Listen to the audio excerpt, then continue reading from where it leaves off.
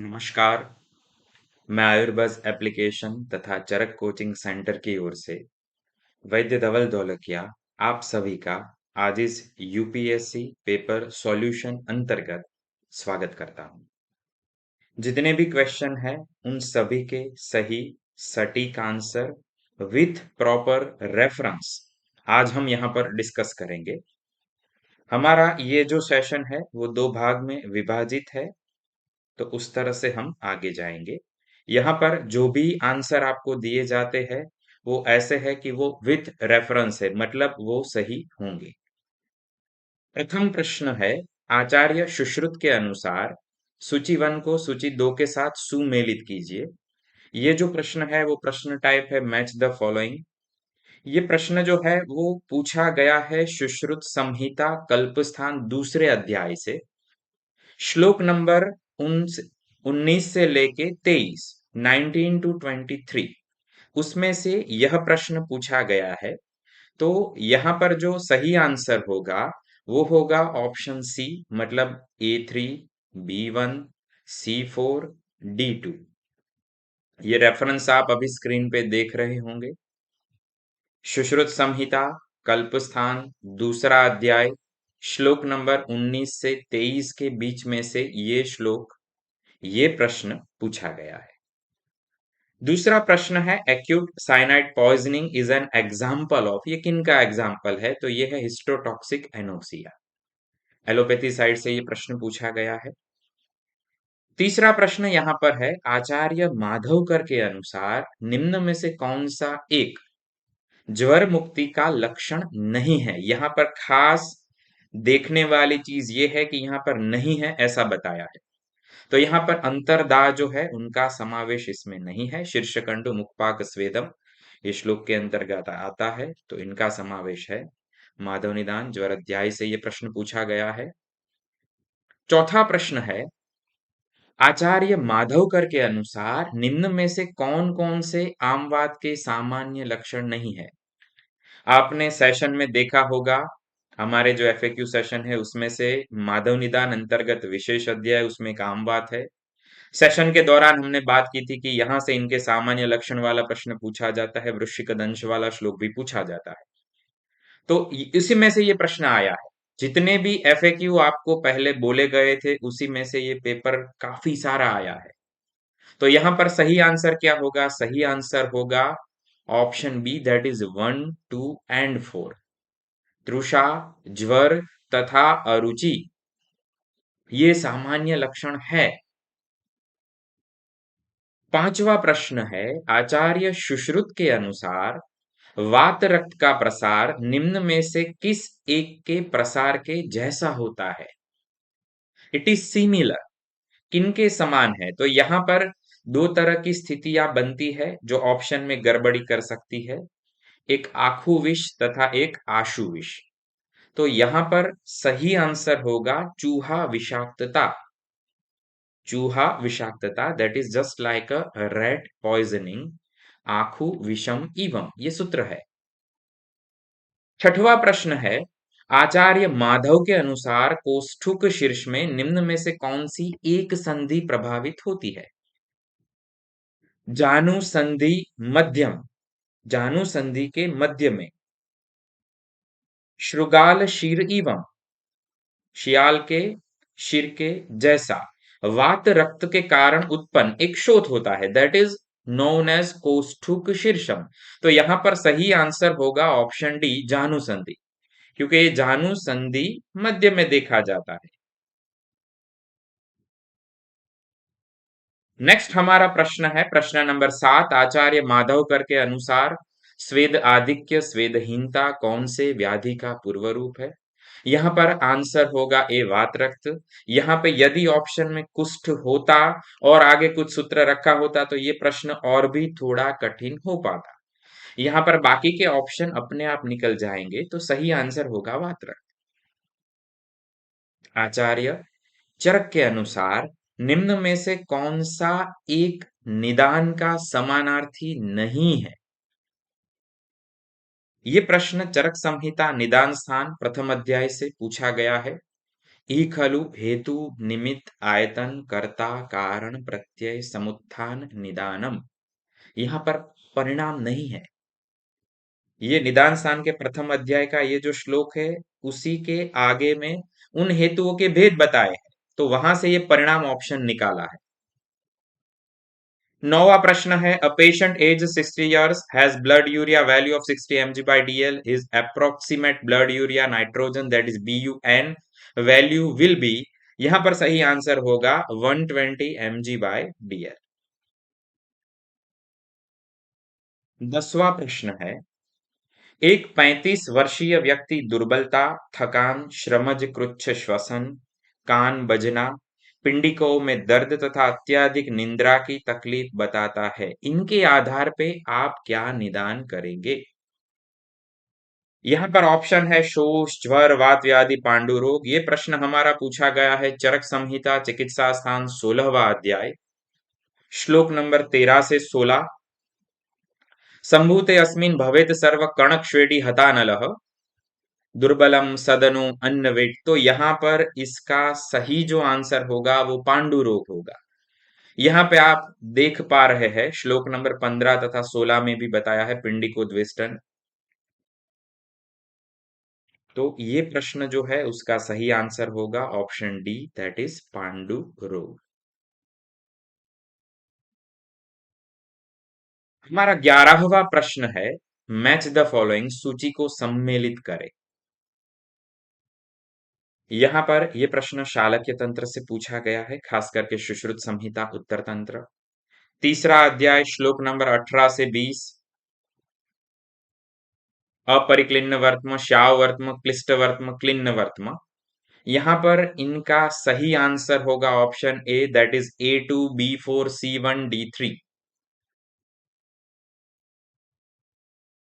जो रेफरेंस है वो आपके सामने स्क्रीन पे अवेलेबल है, आप ये देख पा रहे होंगे। सुश्रुत संहिता उत्तर तंत्र तीसरा अध्याय, श्लोक नंबर 18 से 20। 12वां प्रश्न है, आचार्य सुश्रुत के अनुसार निम्न में से कौन से वातज असाध्य रोग है? एक से ज्यादा है, 1 2 3 4 इस तरह से दिया है। ये प्रश्न का नया प्रकार है, मतलब ये जीपीएससी यूपीएससी में काफी आता है प्रश्न का टाइप। यहां पर सही आंसर है option C, that is 1 and 4। 1 and 4, निमिष तथा गंभीरिका। 13वां प्रश्न है, आचार्य सुश्रुत के अनुसार विस्तीर्णम मृदु बहलम यकृत प्रकाशम श्यावम व कौन से अर्म के साथ संलग्न है? ये प्रश्न सुश्रुत संहिता उत्तर तंत्र चौथा अध्याय, श्लोक नंबर 6 से पूछा गया है। विस्तीर्णम मृदु बहलम यकृत प्रकाशम श्यावम व तद अधिमांसजम, अधिमांसम अर्मम। यहाँ पर ऑप्शन बी सही होगा, अधिमांसार्म। 14वां प्रश्न है, आचार्य सुश्रुत के अनुसार दृष्टिर गोचर विभ्रमात कौन से पटलगत दोष का लक्षण है? ये प्रश्न सुश्रुत उत्तर 7वां अध्याय, श्लोक नंबर 10 से पूछा गया है। यहाँ पर आप देख पा रहे होंगे द्वितीय पटलगत लक्षण, इसमें दृष्टिर गोचर विभ्रमात ये बताया है। 15वां प्रश्न है, आचार्य सुश्रुत के अनुसार अशस्त्रकृत्य रोग क्या है? अशस्त्रकृत्य रोग क्या है, मतलब निम्न में से कौन सा है? यहाँ पर ऑप्शन 1 2 3 4 बताए गए हैं, जिसमें पिष्टक, शिरोत्पाद, धूमदर्शी तथा शुक्तिका है। ये चार में से कौन से है? ये प्रश्न सुश्रुत उत्तर 8वां अध्याय, श्लोक नंबर 9 से पूछा गया है। सही आंसर होगा option number 1 3 and 4, that is option B, पिष्टक, धूमदर्शी तथा शुक्तिका। आप स्क्रीन पे श्लोक में देख पा रहे होंगे, पूरा का पूरा श्लोक यहाँ पर रखा है, तो ये सही आंसर होगा ऑप्शन बी। 16वां हमारा प्रश्न है, अष्टांग हृदय के अनुसार लेपन निम्न में से कौन से एक धातु का मुख्य कर्म है? ये दोष धातु मल विज्ञान तथा अष्टांग हृदय से पूछा गया है। प्रीणनम, जीवनम, लेपनम, स्नेहो, धारण, पूरणम, गर्भोत्पादश्च धातूनाम श्रेष्ठम कर्म क्रमात् स्मृतम। तीसरा है सोरस रक्त मांस। सही आंसर मांस होगा, ऑप्शन बी। 17वां प्रश्न है, आचार्य वाग्भट ने बुद्धि हृदय इंद्रिय चित्त दृक् किनके लिए बोला है? सही आंसर है सी, प्राण। बुद्धि हृदय इंद्रिय चित्त दृक्। यहाँ पर कई बार ऑप्शन में गलती में उदान हो सकता है, लेकिन उदान नहीं है। सही आंसर प्राण है। उदान के अंतर्गत वाक प्रवृत्ति प्रयत्न ऊर्जा बल वर्णादि क्रियम, ये सूत्र है। तो यहाँ पर बुद्धि हृदय इंद्रिय चित्त दृक् प्राण का कर्म है। सुश्रुत के अनुसार सर्वचेष्टासु प्रतिघातम निम्न में से किन किन के लिए बोला गया है? ये थोड़ा ट्रिकी क्वेश्चन है। क्यों? क्योंकि यहाँ पर सबसे पहले ये कहां से पूछा गया है? सुश्रुत सूत्र 15वां अध्याय श्लोक नंबर 20। ये जो सूत्र बताया गया है वो बल के लिए बताया गया है, लेकिन उनके पहले ऐसा बताया गया है कि स्वशास्त्र सिद्धांत अनुसार ओज ही बल है। सुश्रुत का स्वशास्त्र सिद्धांत है ओज इज इक्वल टू बल। बल से क्या कर्म होंगे? स्थिर उपचित मांसता सर्वचेष्टासु अप्रतिघातम। तो सर्वचेष्टासु अप्रतिघातम बल का कर्म है, इनके कारण वो ओज का कर्म है। यहां पर सही आंसर होगा ए, ओज। 19वां प्रश्न है, आचार्य चरक के अनुसार परीक्षा का प्रयोजन क्या है? ये प्रश्न पूछा गया है विमान स्थान चरक विमान 8वां अध्याय श्लोक नंबर 132। परीक्षायास्तु खलु प्रयोजनम प्रतिपत्ति ज्ञानम। सही ऑप्शन होगा यहाँ पर सी, प्रतिपत्ति ज्ञानम। हमने यहाँ पर ये प्रयत्न किया है कि जितने भी प्रश्न हैं उन सभी के सभी का जवाब हम विथ रेफरेंस दे, ताकि आपको ये पता लगे कि इसमें से आपके कौन से गलत है कौन से सही है, आप इसको मैच कर पाएंगे।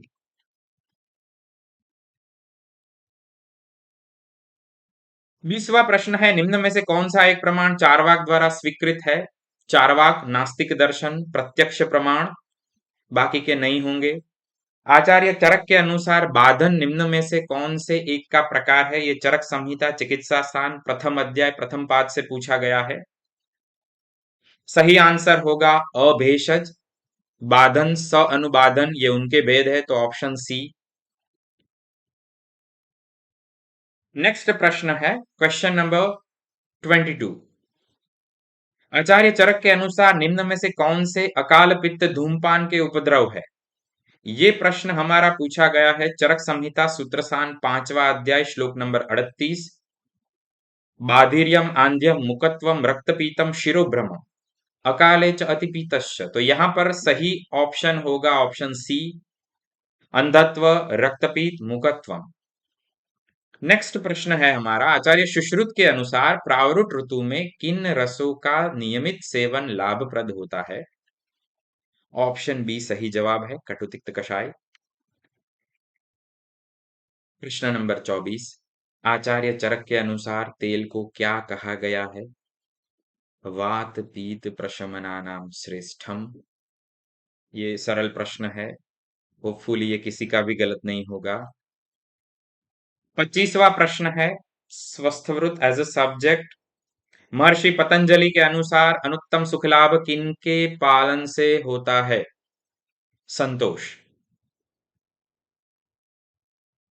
26वां प्रश्न है, according to the national immunisation schedule the time for administration of the first booster dose of DPT vaccine is. सही यहां पर होगा ऑप्शन बी, दैट इज 16 से 24 सप्ताह। 27वां प्रश्न है, the incubation period for falciparum malaria is. यहां पर सही आंसर होगा ऑप्शन डी। यहाँ पर एवरेज मीन टाइम पीरियड 12 दिन 9 से 14 दिन बताया गया है। इसके ऊपर हमारा पूरा का पूरा एक सेशन अवेलेबल है, एफएक्यू सेशन अंतर्गत आप वो देख सकते हैं, जिसमें जितने भी रोग है उन सभी का इंक्यूबेशन पीरियड हमने बताया है विथ ट्रिक। तो ये प्रश्न वहीं से निकला है।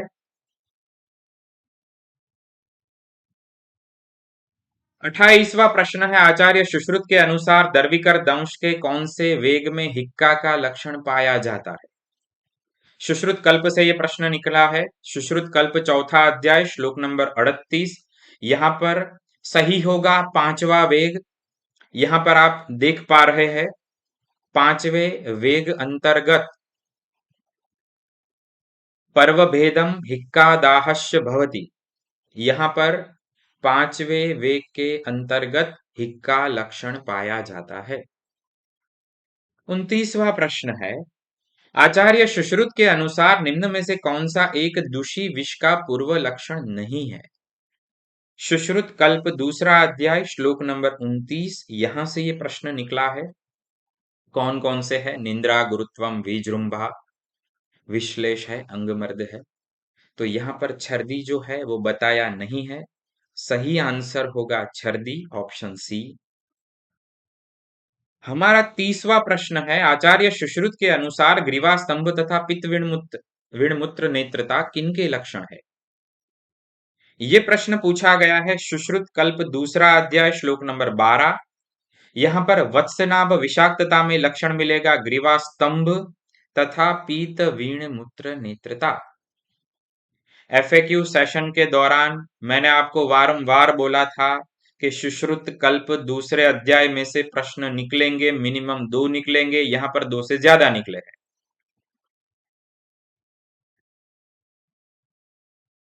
31वां प्रश्न है, आचार्य चरक के अनुसार गुरु अभिष्यंदी तथा असात्म्य भोजन के सेवन से उत्पन्न पुनरावर्तक ज्वर की चिकित्सा में क्या प्रयोग करने का निर्देश है?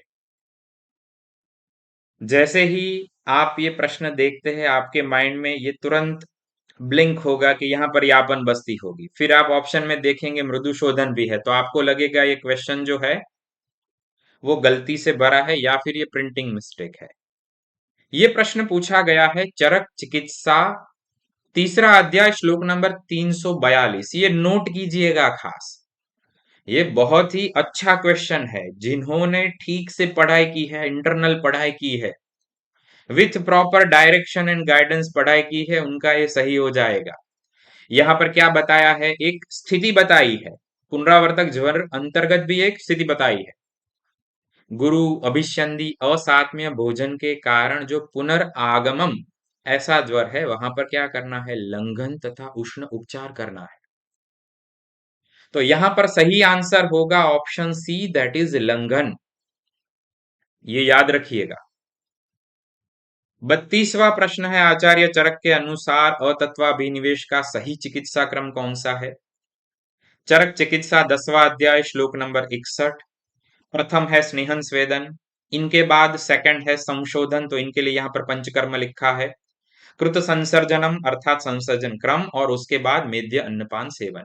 ऑप्शन ए यहाँ पर सही आंसर होगा। 33वां प्रश्न है, which one of the following vaccine is not a live attenuated vaccine? यहाँ पर सही है, that is deputy.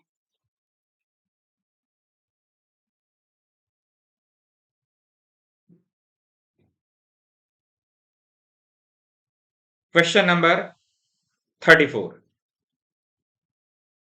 The Gower sign is a classical sign for DMD। ये बहुत ही सरल प्रश्न है। 35वां प्रश्न है, in the context of WHO classification of xerophthalmia what does X2 mean? ये कॉर्नियल जीरोसिस के लिए प्रयोगी है। 36वां प्रश्न है, which one of the following clinical features does not come under the major criteria of acute rheumatic fever? इसमें क्या नहीं आता है? यहां पर मोनो आर्थ्रालजिया सही आंसर होगा, ये आपको याद रखना है। कार्डाइटिस वगैरह आएगा। 37वां प्रश्न है, what is the daily recommended dietary allowance of vitamin C for a 6 to 12 months infant as per ICMR national institute of nutrition report 2020 updated version 2024। यहां पर इनका सही आंसर क्या होगा? That is option B. 29वां हमारा प्रश्न है, आचार्य काश्यप के अनुसार नाभ्याम समन्ताद शोथः श्वेत अक्षी नख वक्रत्वम कौन से रोग के लक्षण है? ये प्रश्न कहां से निकला है? ये प्रश्न काश्यप वेदनाध्याय से निकला है। वहां से एक प्रश्न कोई भी कॉम्पिटिटिव एग्जाम में आता ही है। यहां पर सही आंसर है पांडु। ये हमारा एफएक्यू टॉपिक था। काश्यप के अनुसार जात मात्र के लिए सर्पी की मात्रा क्या है? कोलासी सम्मितम। ये भी एफएक्यू था, ये भी आपको बोला था कि यहां से प्रश्न आएगा।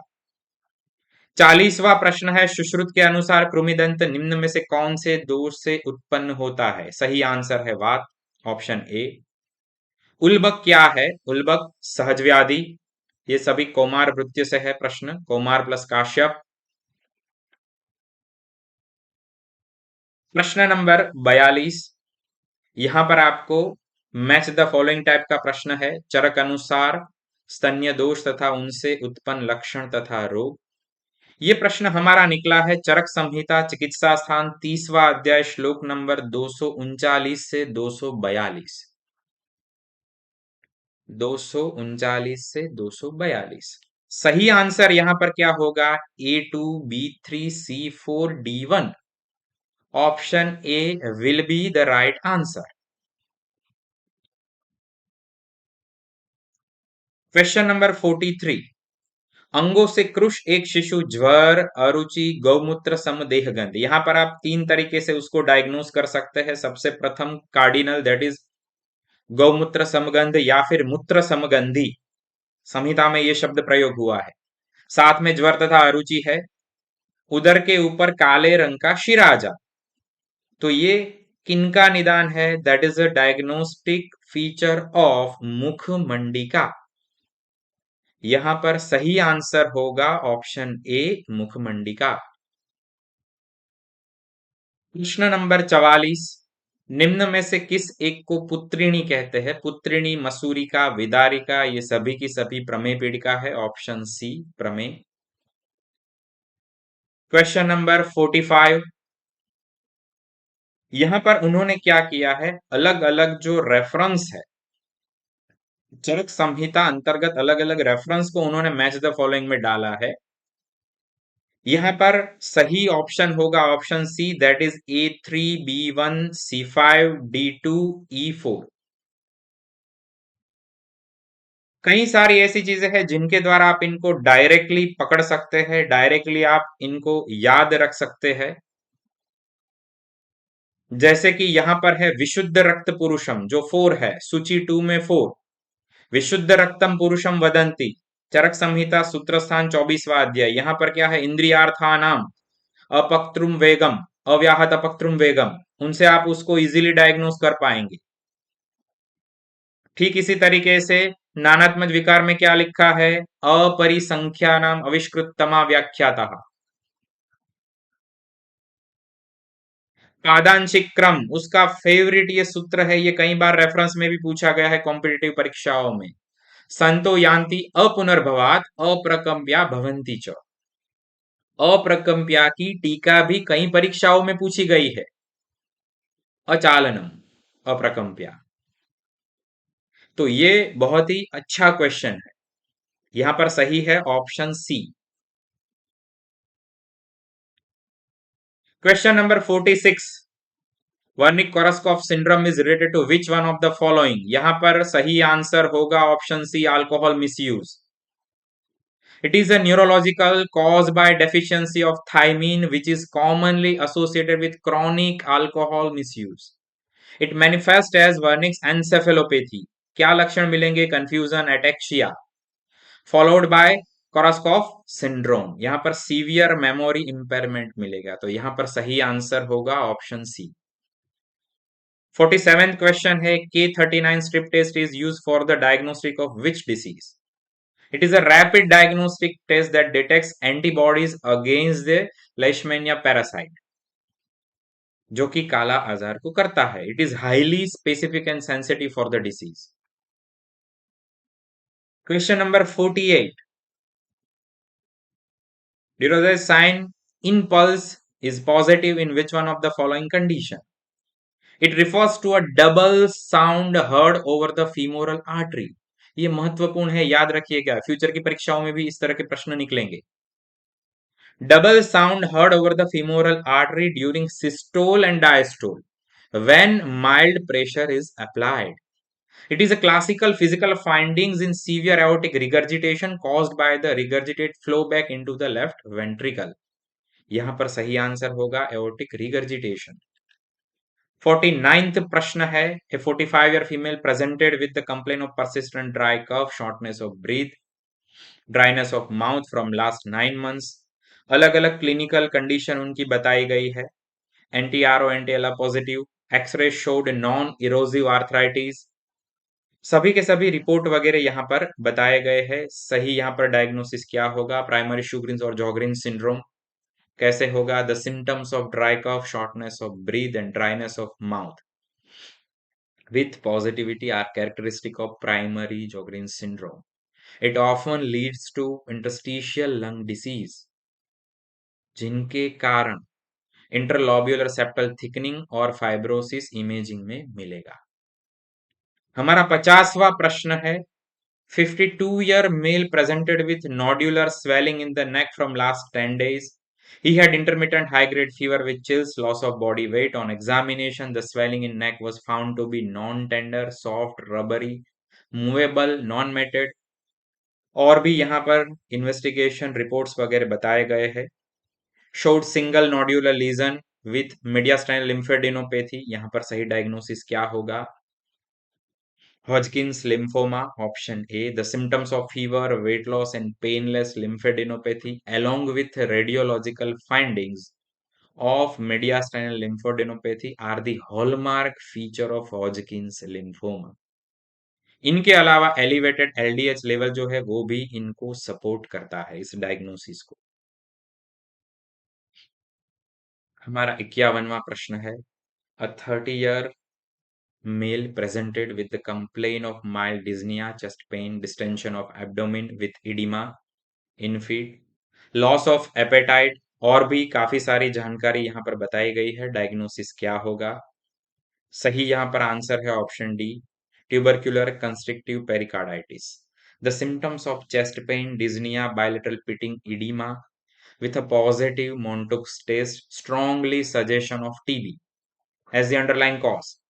Tubercular constructive pericarditis is a complication of TB that is leading to pericardial thickening and diastolic dysfunction. यहां पर सही होगा ऑप्शन डी.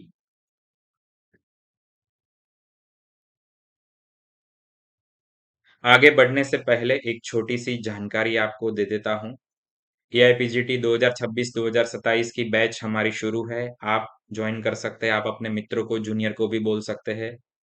हाईएस्ट सिलेक्शन होते हैं. यहाँ पर हम जिस तरह से क्लास ले रहे हैं ठीक उसी तरीके से लाइव क्लास होंगे, रिकॉर्डिंग होगा, मटेरियल प्रोवाइड किया जाएगा. एंड्रॉइड तथा आईओएस एप्लीकेशन में सपोर्ट होगा. और सबसे महत्वपूर्ण जानकारी, fees one time paid until your government seat admission. आप डिटेल एक्सपीरियंस शेयरिंग भी देख सकते हैं. कई सारे विद्यार्थियों का एडमिशन हुआ है. यह हमारे यूट्यूब चैनल का नेम है आयुर्बस एआईपीजीटी. आयुर्बस स्टडी एप्लीकेशन है जो कि ऐप स्टोर और गूगल प्ले स्टोर पर अवेलेबल है. आप हमारी टेलीग्राम चैनल से भी जुड़ सकते हैं. प्रश्नों में वापस आते हैं. Question number 52. 54-year mine worker presented with the complaint of dry cough, breathlessness, feeling of chest discomfort with weight loss, with loss of appetite. जानकारी बताई है यहाँ पर काफी सारी. यहाँ पर सही आंसर होगा option B, that is silicotuberculosis. The patient is a mine worker suggesting silica exposure and presented with respiratory symptoms with nodular opacities in the upper and mid zone. Silicosis increases the risk of TB, leading to silicotuberculosis. It is a common complication of silicosis. ये common complication है. Question number 53. Sushruta के अनुसार अतिस्निग्ध भोजन किए हुए रोगी में अनुवासन बस्ती का प्रयोग करने पर कौन से विकार देखे जाते हैं? यहाँ पर एक पूरा कुट दिया गया है, ज्वर, मद, मूर्छा तथा संन्यास. तो सही उत्तर है कौन से विकार देखे जाते हैं? Option A will be the right answer, ज्वर तथा मूर्छा. Question number 54. वाग्भट के अनुसार निम्न में से किस एक को छोड़कर अन्य सभी द्रव्य शोष रोग की चिकित्सा में उपयोगी है? यहां पर है ऑप्शन डी, इनका प्रयोग नहीं है, सुरा है, मांस है, छागपय भी बताया है। Question number 55, match the following. यहाँ पर प्रमेय प्रकार उनको औषधि के साथ करना है। ये आपको 3 से 4 बार बोला गया था कि ये पूछा जाएगा। सुश्रुत संहिता चिकित्सा स्थान 11वां अध्याय श्लोक नंबर 9 से ये प्रश्न निकला है। यहां पर सही आंसर है option B, that is A4, B1, C2, D5, E3। इनके ऊपर हमारा FAQ सेशन भी अवेलेबल है, ट्रिक वाला सेशन, तो वो भी आप देख सकते हैं। इनके आधार पे आप आगे की परीक्षाओं के लिए इजीली याद रख सकते हैं।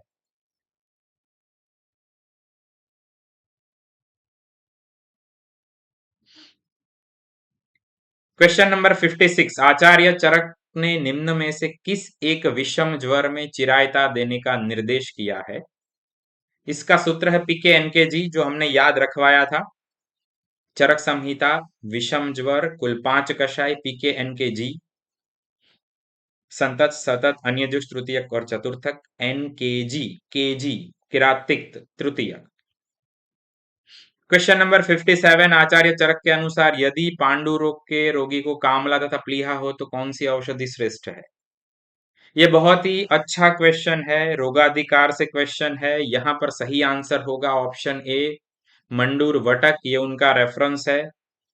चरक संहिता चिकित्सा स्थान 16वां अध्याय श्लोक नंबर 77, मंडूर वटक। क्या बताया है फलश्रुति में? प्राणदाह पांडुरोगिणाम। इनके अलावा ये कौन से रोग में प्रयोगी है? कुष्ठ, अजीर्ण, उरुस्तंभ, अर्श, कामला, मेह, प्लीहा। यहां पर हमें चाहिए कामला तथा प्लीहा, वो है। तो मंडूर वटक will be the right answer, option A will be the right answer. Question number 58, Charak के अनुसार निम्न में से किस एक प्रकार के मूत्रकृच्छ में दारू, हरिद्रा, चूर्ण, आमल की स्वरस के साथ निर्देशित है? यह प्रश्न चरक चिकित्सा 26 से पूछा गया था, श्लोक नंबर 53, दारवी तथा आम्ल की रसेन समाक्षिकम पित्त कृतम। पित्तज मूत्रकृच्छ, right answer option C. Question number 59, Acharya Charak के अनुसार यदि तृषा रोगी में कफानुबंध के कारण उपद्रव हो, स्तंभ, अरुचि, छर्दी, तब क्या करना है? ये प्रश्न निकला है चरक संहिता चिकित्सा स्थान का 22वां अध्याय श्लोक नंबर 48। ऐसी स्थिति होने पर ज्ञात्वा दधि मधु तर्पण लवण उष्ण जले ही वमनम। दधि मधु तर्पण लवण तथा उष्ण जल के द्वारा वमन करवाए। क्वेश्चन नंबर 60, आचार्य चरक के अनुसार यदि शोथ रोगी में स्रोतस विबंध जनित अग्निमांद्य के कारण अरुचि हो, तब चिकित्सा हेतु क्या देना है? Option C will be the right answer, मद तथा अरिष्ट। ये प्रश्न चरक चिकित्सा 12वें अध्याय श्लोक नंबर 28 से निकला है। स्रोतस विबंधे अग्नि अरुचि प्रणाशम मध्यानि अरिष्टम पिबेत सृजतान। क्वेश्चन नंबर 61, क्षुधावेग धारण की चिकित्सा में आचार्य चरक द्वारा किस प्रकार का आहार निर्दिष्ट किया गया है? ये प्रश्न हमारा निकला है चरक सूत्र 7वां अध्याय श्लोक नंबर 20, क्षुध वेग निग्रहात तत्र स्निग्ध उष्ण लघु भोजनम। ये FAQ प्रश्न था, ये ऑलरेडी बोला गया था। यहां पर ऑप्शन डी होगा, स्निग्ध उष्ण लघु भोजन। चरक संहिता अनुसार हेतुम हेतुरवर्तनम, ये किनके लिए बोला गया है? चरक संहिता सूत्र स्थान 16वां अध्याय श्लोक नंबर 27 तथा 28। यहां पर ऑप्शन ए सही आंसर होगा, स्वभाव परम वाद। हेतु साम्यात समास तेषाम स्वभावो परम सदा, स्वभावो उपरम सदा। क्वेश्चन नंबर 63, चरक संहिता के अनुसार निम्न में से कौन सा रस मुख वैषद्य शोष प्रहलाद कारक है, आह्लाद कारक है? ये निकला है चरक सूत्र 26वां अध्याय श्लोक नंबर 78। यहां पर सही आंसर होगा तिक्त। सतिक्तो मुख वैषद्य शोष प्रहलाद कारकम, ये पूरा का पूरा श्लोक ही है, ये डायरेक्टली श्लोक ही पूछा गया है।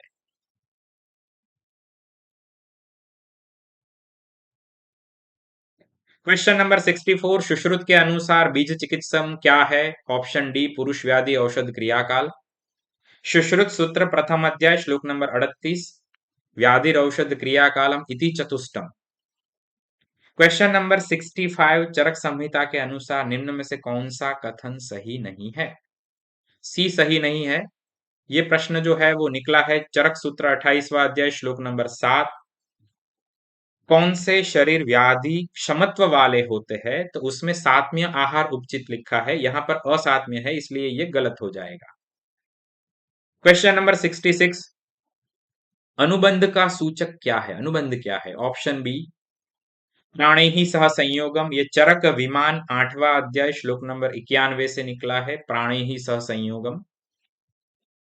Question number 67। आचार्य चरक के अनुसार सभी महाभूतों के लक्षण निम्न में से किस एक के द्वारा दृष्टिगोचर होते हैं? ऑप्शन ए स्पर्शन इंद्रिय। ये प्रश्न हमारा निकला है चरक सूत्र 11वां अध्याय श्लोक नंबर 38, तत्र एकम स्पर्शनम इंद्रियम इंद्रिय व्यापकम चेतः समवायी। ये यहां से निकला है। Question number 68। चरक के अनुसार प्रत्यय निम्न में से क्या है? किनका पर्याय है?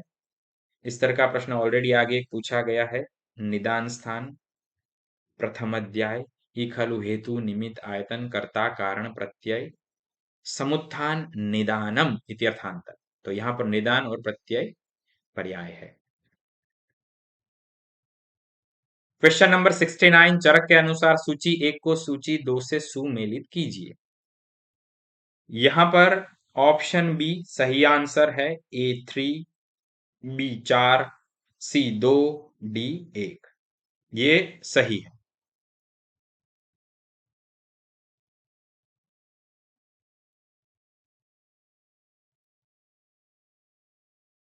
क्वेश्चन नंबर 70 चरक के अनुसार सद्वृत के द्वारा किन की प्राप्ति होती है? ये प्रश्न चरक संहिता सूत्रस्थान 8वां अध्याय श्लोक नंबर 18 से पूछा गया है। 2 लाभ होते हैं, आरोग्य तथा इंद्रिय विजय। Question number 71। चरक के अनुसार कौन सी ऋतु में उद्मंथ वर्जनीय है? रेफरेंस है चरक सूत्र 6वां अध्याय श्लोक नंबर 35। वर्षा ऋतु में उद्मंथ, दिवास्वाप, औष्याय, नदी जल ये सभी के सभी वर्ज्य है। Question number 72। चरक संहिता में तेषाम कर्मेषु बाह्येषु योगम आभ्यंतरेषु किनके लिए बोला गया है? ये प्रश्न चरक सूत्र 4था अध्याय श्लोक नंबर 28-29 से निकला है। ये पंचशत कषाय के लिए बोला गया है। पंचशत कषायम ही अयम वर्गः तेषाम कर्मसु बाह्येषु योगम आभ्यंतरेषु च। Question number 73। चरक संहिता में किए गए उल्लेख के अनुसार कौन सा मानस रोगों की चिकित्सा में सम्मिलित नहीं है? नहीं पूछा है। मानसो ज्ञान विज्ञान धैर्य स्मृति समाधि भी। तो यहां पर धैर्य स्मृति समाधि है, दी नहीं है।